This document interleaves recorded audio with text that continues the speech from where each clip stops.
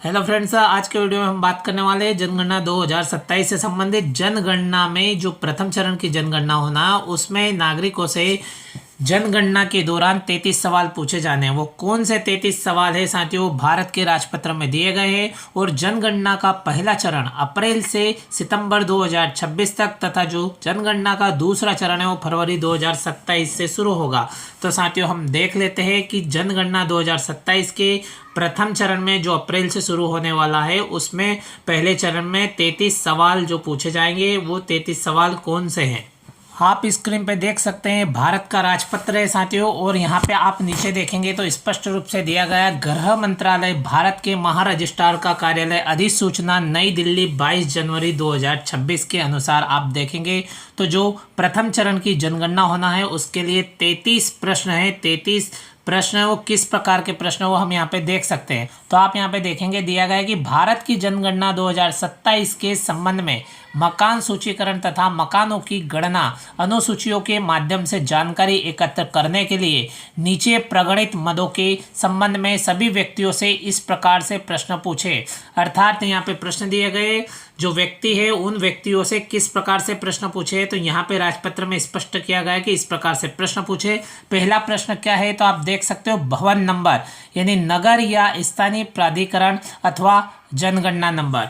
तो भवन नंबर पूछा जाएगा। प्रश्न नंबर 2 की बात करें तो जनगणना मकान नंबर, जनगणना के दौरान जो मकान नंबर रहा है वो मकान नंबर क्या है।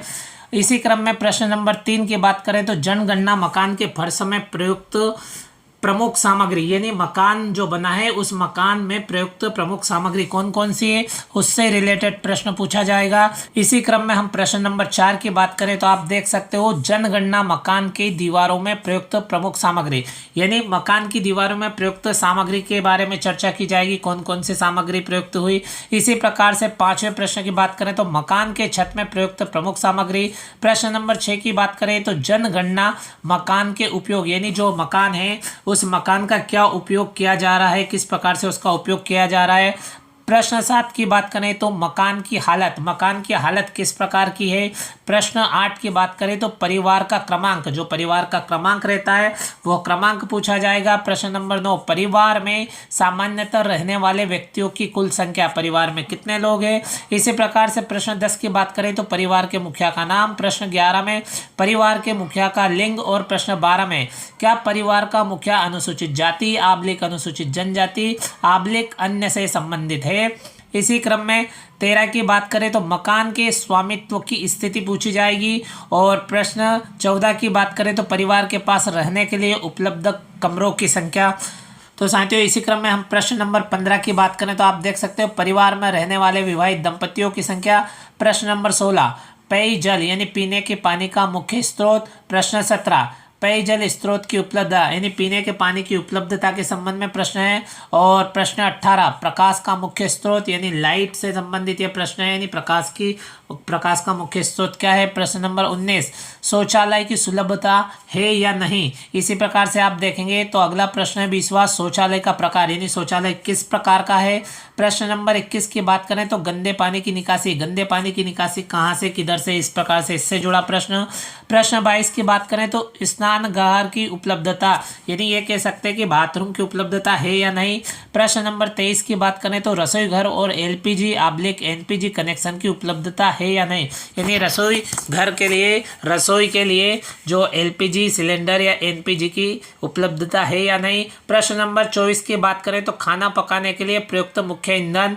इसी क्रम में प्रश्न नंबर 25 की बात करें तो रेडियो ट्रांजिस्टर है या नहीं। प्रश्न नंबर 26 टेलीविजन यानी टेलीविजन की उपलब्धता है या नहीं।